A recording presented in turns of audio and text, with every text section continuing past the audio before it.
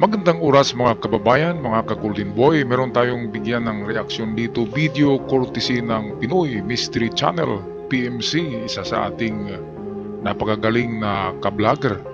At ito ang tungkol sa tinatawag na paghahanda at pagbabala ng China sa buong mundo na sila'y handa sa gyera sa World War III anumang oras mula ngayon. Well, atin titingnan kung talagang totoo yan. Panoorin muna natin ang video bago natin ito bigyan ng reaksyon. China, nagbabala na handa na sila sa anumang digmaan. Matapos patawa ng sangkatutak na taripa ang mga produktong made in China, pumalma ang mga komunista. Nagbigay ito ng babala hindi lamang sa Estados Unidos, para din sa buong mundo. Marami sa Pilipinas ang nanghina ang tuhod dahil sa nakagigimbal na pahayag ng mga inchik. Siguradong magugulat ka sa malalaman mo na ilang beses na palang pinaghanda ni Xi Jinping ang PLA sa bansa na magprepara para sa darating na World War III.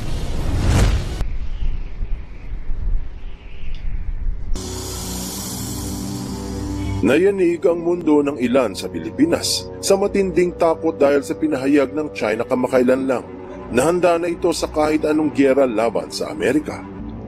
Inulat sa YouTube channel ng Daily Record, uploaded ngayon lang ika-6 ng Marso 2025 na naglabas ang China ng nakagigimbal na babala hinggil sa ikatlong digmaang pandaigdig. Alright mga kababayan, so joke man ito ng China, fake news, mahilig sa fake news yan eh. Pero nakikita natin na talagang nagprepara sila.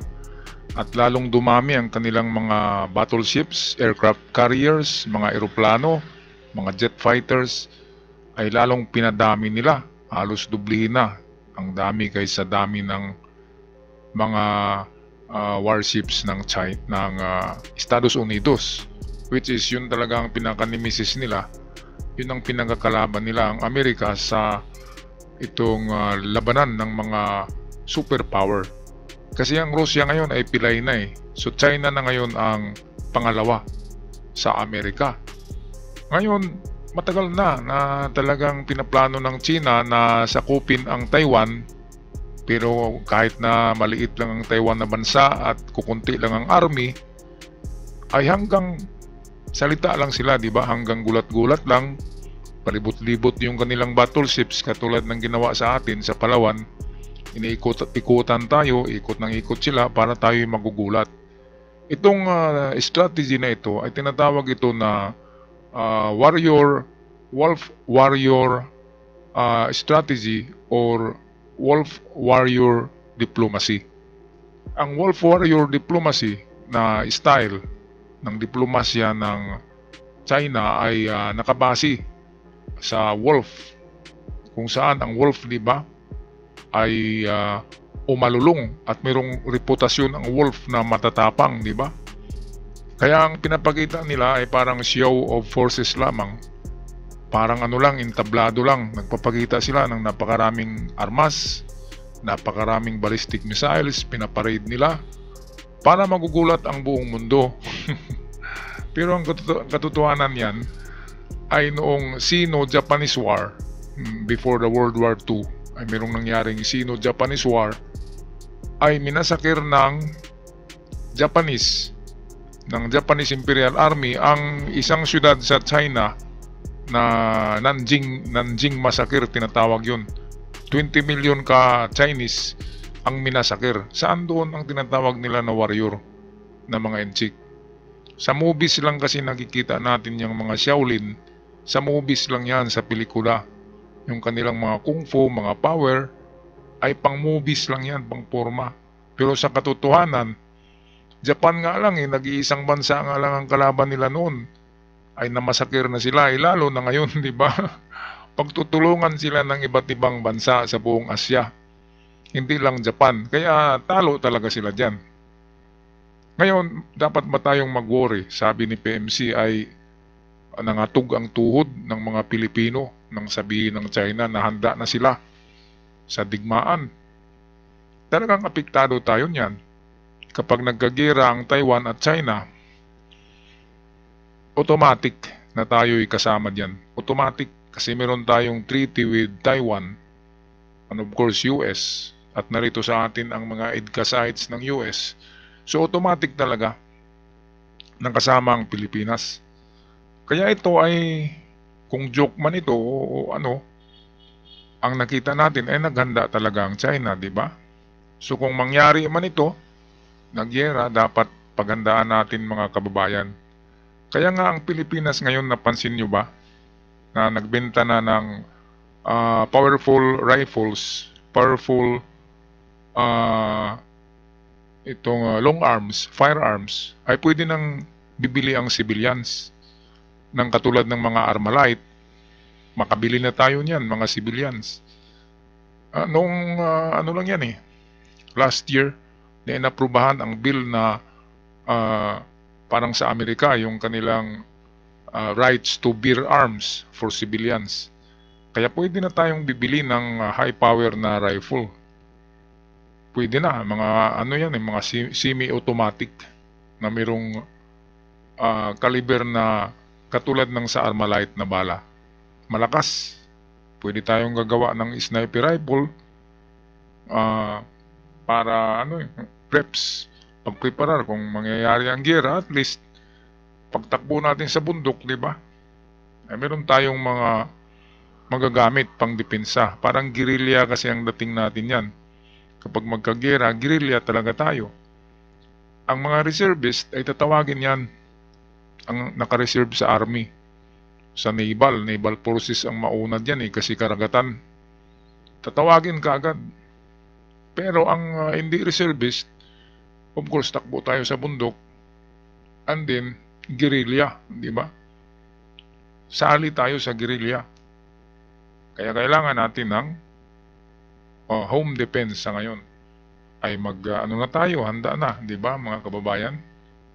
Sa mga makakaya ay maghanda na, pwedeng bumili ng mga ganyan na mga firearms license, at sa mga hindi makakaya, maghanda na lang ng emergency kit katulad ng mga lighter. Importante ang lighter sa bundok importante ang pagluto, pagpakulo ng tubig, mga medisina, canned goods, dried foods na matagal masira, emergency food pack, food kit, emergency kit, medisina, mga gamot, di ba, mga panghuli ng isda, ganyan, mga tirador para sa mga ibon, pangkain. Ang lola ko noon ay grabe ang kwento sa akin yan. Ang nanay ko ay noong World War II ay na siya, 15 years old. Kuninto din ng nanay ko kung paano sila nag-survive sa bundok kasama ang lula at lolo. Kaya pwedeng ma-repeat. History will be repeated. So dapat mag-ipon-ipon tayo, mga kababayan, ng pambili ng kagamitan para sa emergency na yan. Okay? At preps, dapat alam natin kung saan tayo tatakbo na bundok. Okay? So yan lang ang aking advice para sa mga preppers kung mangyari man itong sinasabi ng China, kasi apektado tayo kasi tayo ang the first island chain. First island chain defense tayo ng Amerika. Ang Pilipinas, Taiwan, Japan, Guam, Hawaii, yan ang unang first line of defense ng Amerika. Kasama tayo. Kaya tayo talaga yung mauuna. Kung sa giyera ng military, tayo yung kafgo na huuna sa army. Alright, balik tayo sa ating ka-vlogger PMC, Pinoy Mystery Channel. Sinabi na ang banta ay matapos ang anunsyo na magpapataw si Trump ng karagdagang taripa o buwis sa mga produktong made in China. Ang babala ng mga inchik ay kinatatakutan ng maraming Pilipino. Dahil nga naman ang mga komunista ang may pinakamalakas at pinakamatapang na mga sundalo sa buong mundo.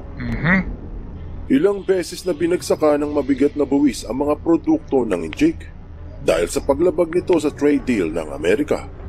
Pinahayag ng Office of the United States Trade Representative na may trade deficit ang China na umabot sa $295 billion noong isang taong 2024. Ito, tingnan nyo to kung gaano katuso ang China, mga kababayan. Ha? Sa trade deal between China and US, dapat kasi pareho ang bilhin nyo.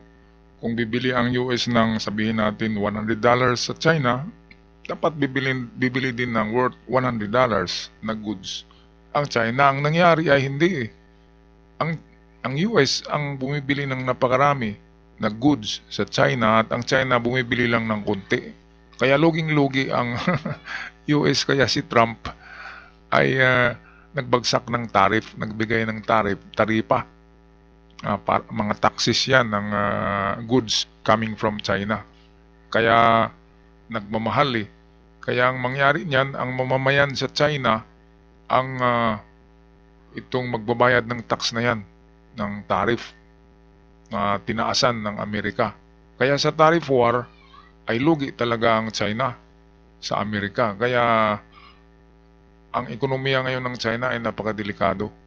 Kaya ang kanilang pinapakita ngayon na malakas sila, mabangis at preparado para yung mga investors ay hindi aalis sa kanilang bansa. At kapag magsialisan ang mga investors from Europe, from US ang pinakamaraming kumpanya sa sa China. Kapag magsialisan sa China ay talagang mangangamuti ang China at babalik sila sa kangkungan. At yung mga inchik na mata na yan na nakapikit lang ay didilat yan, bibilog sa gutom. In the future, kung ganyan talaga ang gagawin nila, na mag-astig-astigan sila, ay pag-initan talaga sila ng Western countries. Kung ganyan, ay lalo na ang West Philippine Sea issue is international issue. Kasi karagatan niya ng international eh. Diyan dumadaan yung mga ruta ng mga barkong pangnegosyo ng iba't ibang bansa, international route. Kaya hindi pwedeng kunin ng WPS. Kapag kunin niya ng China, talagang magkagera na at tuluyan na yan. Alright, so itong ating reaksyon ay hindi ito fake news. Ito yung reaksyon galing sa totoong news, di ba? At hindi tayo anti-China tayo ha. Ang inimbestigahan ngayon ng Congress ay yung mga taksil sa bayan na mga vlogger.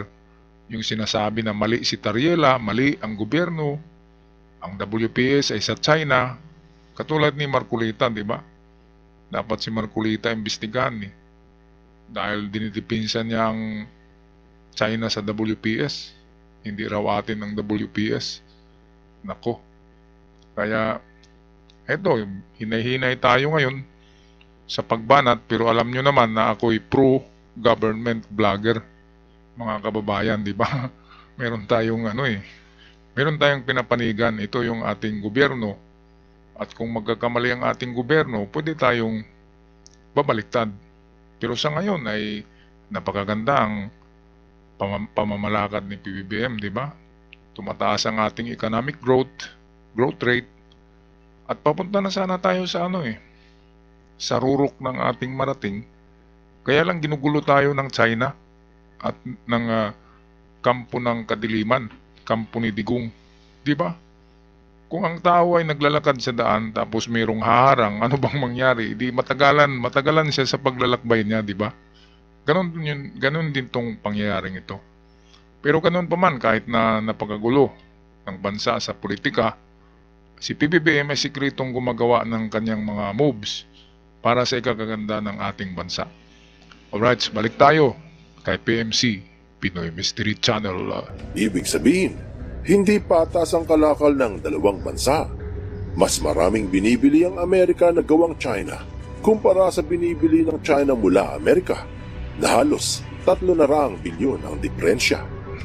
Ito ang isa sa mga basihan ng administrasyon kung bakit kailangan patawan ng karagdagang buwis ang mga produktong gawa ng China. Bukod pa sa rason ng drogang galing din sa bansa. Dahil dito, mukhang napundi na ang mga komunista at nagsuot na ng pamboxing. May droga pa pala. Sa social media kung gaano kikilabutan ng mga kalaban sa tingin pa lang sa mga sundalong injek. May kakaiba itong galing sa labanan o hand-to-hand combat. Ay naku, mag-react ako dito magaling sa labanan, ang alampayatot naman ng mga yan, di ba? Babalian ko yan ng buto eh. Ang ganyan mga lampayatot, kahit anong kungpo-kungpo niyan, kapag nahawakan ko yan, bali-bali yan. Kaya huwag kayong masyadong matakot sa mga kababayan. Itong wolf warrior diplomacy or wolf warrior strategy, pinapakita lang nila na mabangis ang kanilang mga sundalo sa training, binibidyuhan. Pero actually, yung gumagawa ng mga paglilipad-lipad diyan, pagtumbling-tumbling, yun ay elite na mga sundalo, mga atleta yon. Binibidyuhan parang sa Korea, di ba? Nagbabasag ng 5 hollow blocks. Malakas tingnan, pero pagdating sa giyera, wala eh. Kaya itong mga lampayatot na ito, nakakita ba kayo ng maskulado diyan na Chinese Army? Di ba? Yung mga nila, reservist. Mga lampayatot yan eh. Kasi hindi naman yan sanay sa trabaho sa bundok. Hindi kagaya sa Pilipino. Batak ang katawan natin, batak na batak ang katawan ng mga Pinoy sa trabaho sa bundok. Sa palayan, mabibigat. Sa pier, nag-aalsa, nagbubuhat ng mga sakong-sakong kupra, di ba? Mga bigas. Kaya napakarami nating kung armasan yung mga labor forces, malalakas yan eh. Kahit suntukan na lang, talo ang China eh. Isang Pilipino ay 4 na Chinese ang ang counterpart niyan kung suntukan lang. Di ba mga kababayan, ano sa tingin nyo? Patatalo ba tayo sa NCIC? Ako babalian ko siguro mga 5 ang pwedeng iharap sa akin. Nag-aaral, black belt ako ng Jeet Kune Do ni Dan Inosanto at ni Bruce Lee. Kaya kung ganyan lang, hand-to-hand combat, talagang babalian ko yan. Yang mga NCIC na yan. Mga lampayatot walang kamasil-masil, di ba? Tapos sasabihin na wolf warrior, nako. Wolf warrior o malulong pero hindi marunong mangagat. Okay, so ito ang aking napansin ko Ang mga NCIC kasi, umiiyak nga yung mga bata Grade 6 pa lang tinitraining na nila sa military.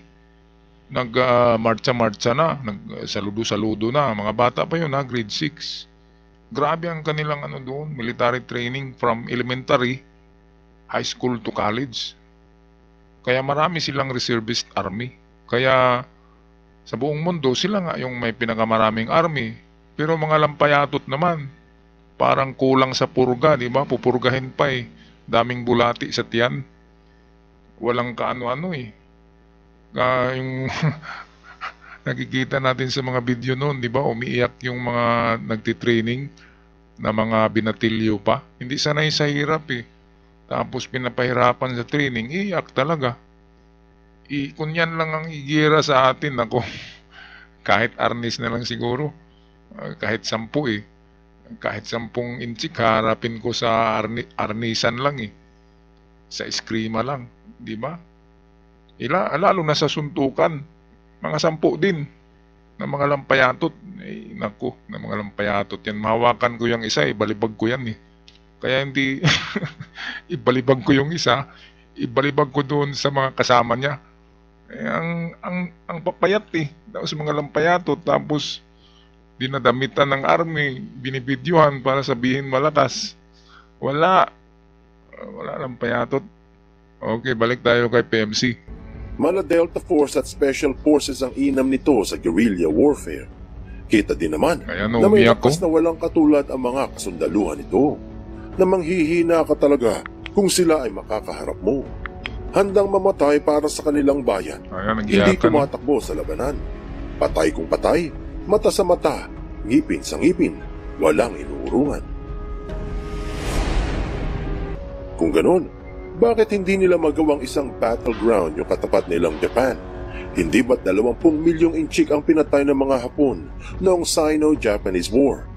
Ang sabi pa ng iba, mas maigi raw na mapasailalim tayo ng China dahil may kalayaan at katahimikan kung komunista ang ating pamahalaan. Ito yata yung sinabi ni Marcoleta, di ba?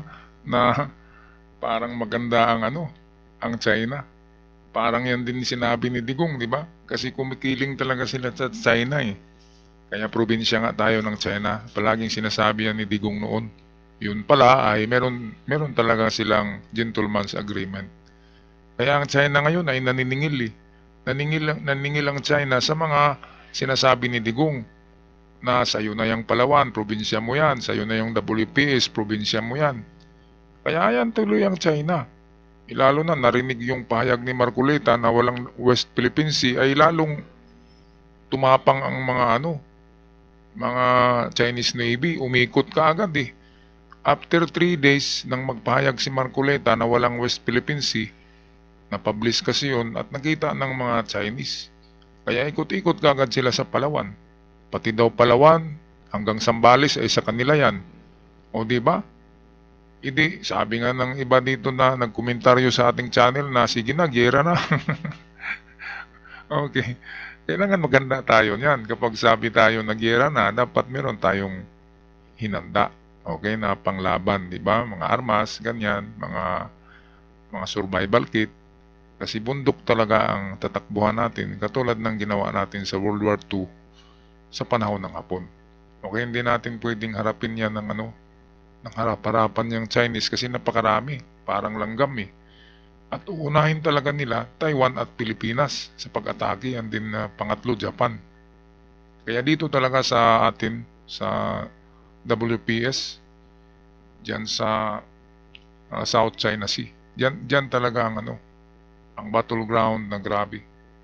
Kaya nga, ang ating Philippine Navy at Philippine Coast Guard ay nag-recruit na ngayon ng mga estudyante, reservist, para sa ganyan na pangyayari na sana naman na hindi matuloy, di ba? Magulo ang gera, magulo, walang panalo sa gera. Walang manalo, maisturbo lang tayo niyan, matigil ang ating buhay, matigil ang ating pangarap, matigil ang ating trabaho. Kaya ipagdasal lang natin na hindi matuloy yan. At sana mapasukan ng anghel ang utak ni Xi Jinping kasi hindi yan naniwala sa Diyos. Yan ang masama sa komunista, hindi naniwala sa Diyos. Kaya kung komunista tayo, baka demonyo ang sasambahin natin. Kaya huwag niyong hayaan na maging komunista ang Pilipinas, mga DDS. Si Digong ay kumikiling yan sa China. Ang ina-idol nyo ay papuntang China tapos sasama ba kayo? Baka hindi, di ba? Kaya hinay-hinay na kayo diyan, tumiwalag na kayo diyan sa walang kabuluhan na grupo nyo, na DDS, kasi ang pupuntahan niyan ay China. China ang pupuntahan nyo. Ang Pilipinas ay unti-unting lalamunin ng China kapag dadami kayo. Kaya wag na kayong dumami, mga DDS. Okay? Ang ating pinaglaban na hindi si Marcos, hindi si Digong, ang pinaglaban natin ay Pilipinas na hindi maangkin ito ng China. Okay? So kung maka-DDS kayo, papunta kayo sa China. Ang Pilipinas, maangkin ng China. Kasi gusto nyo eh. Gusto nyo na mga Duterte ang uupo eh.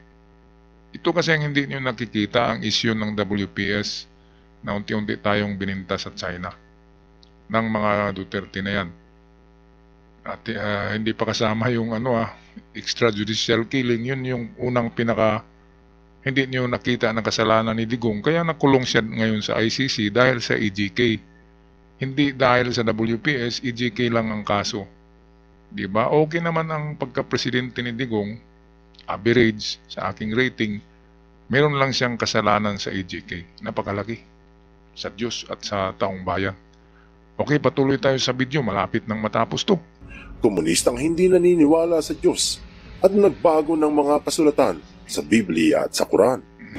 Kung ikaw ay panig sa mga komunista, ang ikinalat na babala ay isang magandang balita para sa iyo. Dahil sa wakas, ay masasaksihan na ng buong mundo ang bagsik ng mga injik. Pero kung ikaw ay anti-China at tutol sa pamahalaang komunista, iba din naman ang iyong pananaw. Ano't ano paman, ilan lamang ito sa temang pinagtatalunan sa Pilipinas ngayong simula na ang pangangampanya para sa midterm election. Ang babala ng China na handa na raw sila sa World War III laban sa Amerika ay masasabi ring isang pangangampanya. Pakitang lakas at tapang para sa kanilang mamamayan at para sa mga Pilipino. Pero ang hindi alam ng marami ay isa lamang itong reverse psychology. Anong aral ang mapupulot dito? Bagamat marami sa Pinas ang madaling matakot sa mga banta ng Chinese, ang mga komunista ay walang karanasan sa pandaigdigang digmaan. Nakipaglaban ito noon sa Sino-Japanese War, pero 20 milyong mga Inchik ang kinatay ng mga Hapon. Alam ng kanluran na ang pananakot ng China ay katawa-tawa lang dahil isa lamang itong reverse psychology upang hindi tuluyang bumagsak ang kanilang ekonomiya. Sabi nga, lead not by manipulation, but through inspiration. Ayan mga kababayan, live not by manipulation but with inspiration. Yun ang maganda, malinis, hindi yung mag-manipulate. Di ba? At yun, narinig natin yung 20 million na kinatay ng mga Hapon ha. Sino-Japanese War. Kung i-search nyo sa Google, makikita nyo ang Nanjing Massacre. Grabe. Grabe ang Nanjing Massacre, makikita nyo. Grabe, napaka ng mga Hapon. Totoong mabangis talaga dahil ang Hapon noon pa man ay mga samurai, di ba? Samurai, sila, bihasa sa digmaan, lalo na sa itong espada, lalo na sa paggamit ng katana o samurai. Grabe, kaya nga daming naputol na ulo, napugutan na ulo na Inchik. I-search nyo nga yung Nanjing Massacre. Makita nyo, totoo ang mga sinasabi ko. Kaya, ang Inchik ay parang mga bulati lang yan na tinutuka ng manok. Ang manok ay mga Hapon. Kung Pilipino versus Inchik, bulati pa rin sila. At tayo ay sabihin natin sisiw. Maliit-liit ang sisiw pero kakainin pa rin yung bulati. Diba mga kababayan? Okay, sana natawa kayo sa aking patawa. At ako'y magpaalam na maraming salamat at huwag kalimutan mag-subscribe sa ating channel sa mga bago pa lamang nakabisita at sa aking mga avid followers. Maraming salamat. Hanggang sa muli, paalam at ingat ang lahat. God bless the Philippines.